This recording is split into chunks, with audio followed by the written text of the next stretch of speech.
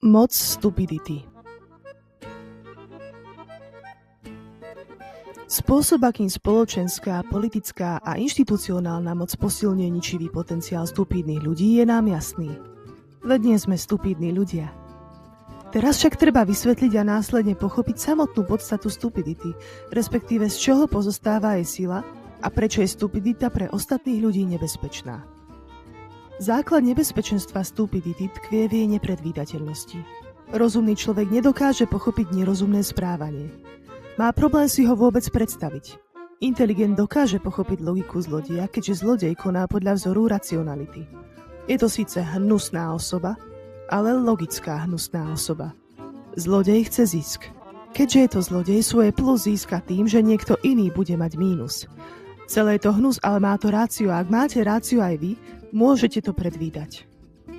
A keď to môžete predvídať, nechutné manévre a odporné úsilie hnusnej osoby môže výjsť na zmar. Z tretieho základného zákona však vieme, že so stupidnou osobou je toto nemožné. Stupido príde v najnepravdepodobnejšom čase a na najnepravdepodobnejšom mieste.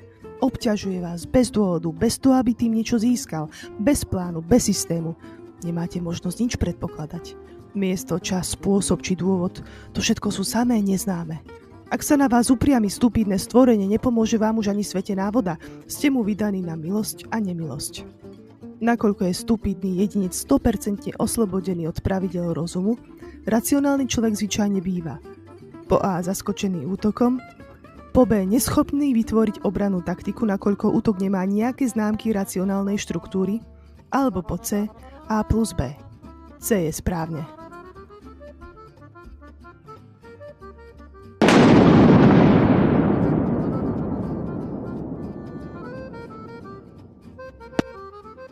Nestupidní ľudia za každým podcenia ničivú silu stupidných jedincov.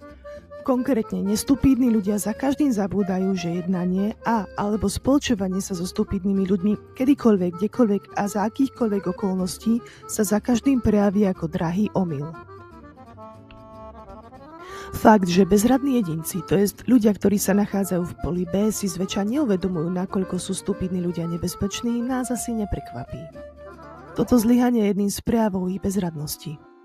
Zaujímavejšie je, že inteligentní ľudia a zlodeji sú na tom podobne. Takisto nedokážu rozpoznať ničivú silu deštrukcie iracionálnej, nepredvídateľnej, bezbrehej, zdedenej stupidity.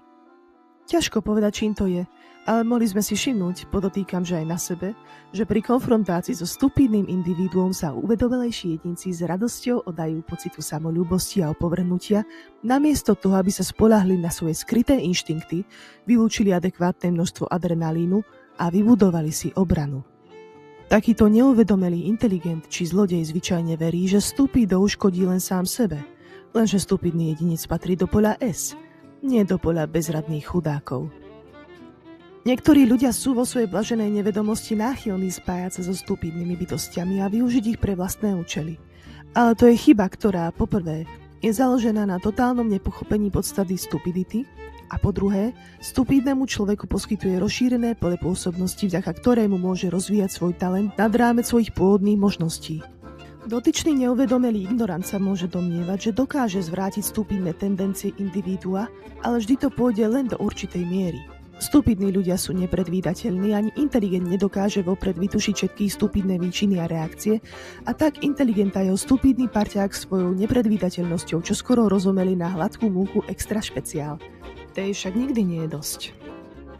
Tento jav sumarizuje štvrtý základný zákon, podľa ktorého nestupidní ľudia za každým podcenia ničivú silu stupidných jedincov. Konkrétne, nestupidní ľudia za každým zabúdajú, že jednanie alebo spolčovanie sa so stupidnými ľuďmi kedykoľvek, kdekoľvek a za akýchkoľvek okolností sa za každým prejaví ako drahý omyl. V priebehu vekov, storočí a tisícročí nespočetné množstvo jedincov tento zákon odignorovalo vo verejnom aj súkromnom živote. A tieto zlyhania spôsobili ľudstvu nenávratné škody a straty.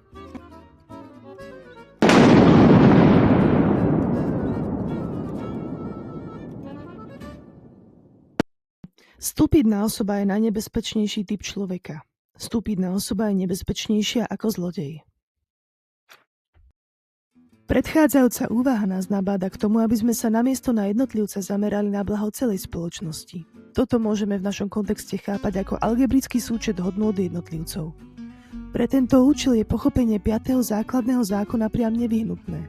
Máme však šťastie. Tento zákon je totiž najznámejší a najzjavnejší. Stupidná osoba je najnebezpečnejší typ človeka. A z toho vyplýva, že stupidná osoba je nebezpečnejšia ako zlodej. Formulácia tohto zákona sa síce vzťahuje na charakteristiku jednotlivca, má však ďaleko siahly celospoločenský dosah. Na úvod si pripomeňme, akým spôsobom ovplyvňuje spoločnosť zlodej. Perfektný zlodej, viď graf, nadobudne zisk cudzou stratou v tom istom objeme. Jednoducho povedané, ide o čistý transfer určitej hodnoty, ktorá zmení majiteľa, ale sama nezmizne. V konečnom dôsledku spoločnosť ako taká neutrpela újmu. Aj keď jednotlivcovi, ktorého sa krádež týka, ostali len oči pre plač. Uveďme si hypotetický príklad. Predstavme si spoločnosť, ktorú tvoria výlučne len perfektní zlodeji, ktorí by sa okrádali navzájom. Taká spoločnosť by iste stagnovala, ale nenastal by nejaký Armagedon.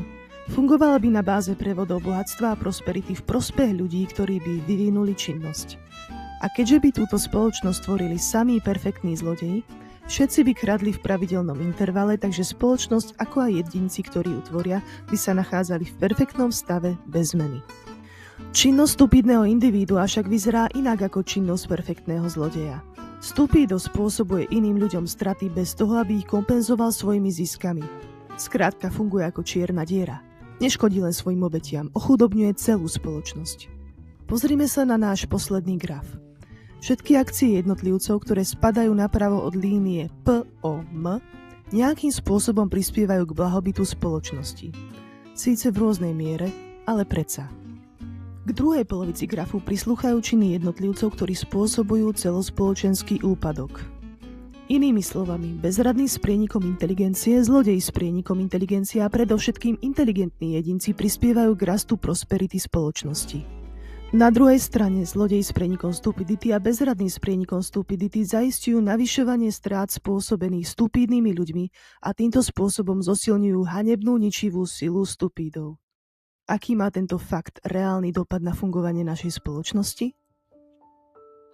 Podľa druhého základného zákona podiel stupidných ľudí je konštanta sigma, ktorá nie je ovplyvnená časom, priestorom, rasou, triedou či akoukoľvek inou sociokultúrnou či historickou premennou. Ak máte pocit, že počet stupidných ľudí je v upadajúcej spoločnosti vyšší ako v napredujúcej, nastal čas na Ice Bucket Challenge. Konštanta je konštanta. Rozdiel je len v úlohe, ktorú stupidovia zohrávajú v rámci spoločnosti, ktorej škodia. Stupidný obuvník vám môže znepríjemniť deň. Mne sa to už stalo. A hádajte čo? Buď som išla za iným, alebo to jednoducho prebolelo. Ale teraz si predstavte situáciu, že dotyčný človek nie je obuvník, ku ktorému prídete raz za uhorský rok, ale že je to váš šéf, s ktorým sa vy a ostatní jeho podriadení stretávate na dennej báze. To už je iný záber. Tento príklad je názornou ukážkou toho, že v príšerne fungujúcej spoločnosti stupidným ľuďom zvyšní členovia spoločnosti poskytli širšie pole pôsobnosti. A z toho vyplýva nasledovné. Nastáva zmena v rozložení nestupidných sekcií s relatívnym poklesom populácie v poli I a v podpoliach BI a ZI a proporčnému nárastu populácie v podpoliach BS a ZS. Keď sa stupidita ocitne na piedestáli, zvyšní členovia spoločnosti zákonite degradujú. Inteligentné tendencie u bezradného človeka nahradia stupidné tendencie. To isté sa stane s inteligentným zlodejom. No a časť inteligentných jedincov sa na základe svojej charakterovej výbavy a socioekonomických možností či nemožností prepadne buď do poľa bezradných, alebo do poľa zlodejov. Záver nášho podrobného zhrnutia eseje Základné zákony ľudskej stupidity prenechávame autorovi. Či už uvažujeme o klasickom období, o stredoveku, o moderných dejinách alebo o súčasnosti, stále môžeme byť rovnako ohromení skutočnosťou, že ktorákoľvek prosperujúca krajina pozostáva aj zo svojho nepopierateľného podielu sigma stupidných ľudí. Každopádne prosperujúca krajina zároveň pozostáva aj z nezvyčajne vysokého podielu inteligentných ľudí, ktorí dokážu udržať podiel sigma v ústraní a zároveň vyťažiť dostatok zisku pre seba aj pre všetkých ostatných členov spoločnosti tak, že sa pokrok stáva samozrejmosťou. V krajine, ktorá smeruje dole, podiel stupidných ľudí je stále rovnaký sigma. Každopádne vo zvyškovej populácii máme možnosť pozorovať priam chorobné búnenie zlodejov z prienikov stupidity medzi ľuďmi pri moci a medzi ľuďmi, ktorí pri moci nie sú, zase rovnako alarmujúci nárast bezradných jedincov. Takáto zmena v rozložení nestupidnej populácie neodvratne posilňuje deštruktívnu sílu podielu sigma, takže sa úpadok stáva samozrejmosťou. A tak krajina ide do pekla. Ja osobne by som dodala nasledovné. Ak nechceme, aby krajina išla do pekla, nemali by sme sa nechať stiahnuť do poľa, ktoré je pod našu úroveň. Okolo nás bujne stupidita, ktorú nevylieči vysokoškolský titul, Boh vie ako získaný. Ani nejaké renome, ani recenzie, ani ego, ani všeobecný súhlas či údajná autorita. Nezáleží na tom, kto nám čo hovorí a z akého titulu. Mali by sme si všímať, či sa pod vplyvom človeka, kolektívu, média, sociálnej reprezentácie či ideológie, ktorej dovolíme, aby ovplyvňovala náš svetonázor, stávame lepšími alebo horšími ľuďmi. Lepšími alebo horšími priateľmi. Lepšími alebo horšími príbuznými. Mali by sme dávať pozor na to, čo nám hovorí naše svedomie, ak ho ešte vôbec máme. Mali by sme vnímať ten tenký hlások zo zadnej časti našej hlavy, ktorý má názor na všetko a zriedka kedy sa mýli. Ten hlások sa volá zdravý sedliacky rozum a jediné, čo ho uspokojí, sú argumenty, nie heslá, nie citoslovce. Dnes je moderné ho potláčať, je normálne ho dehonestovať a vysmievať sa z neho. Ale práve toto je rozum, s ktorým sme prišli na svet a vďaka ktorému sa zo zraniteľného nemluvňaťa stala ľudská bytosť, ktorá bola schopná vysloviť, že cisár je nahý, vtedy keď všetci ostatní predstierali opak.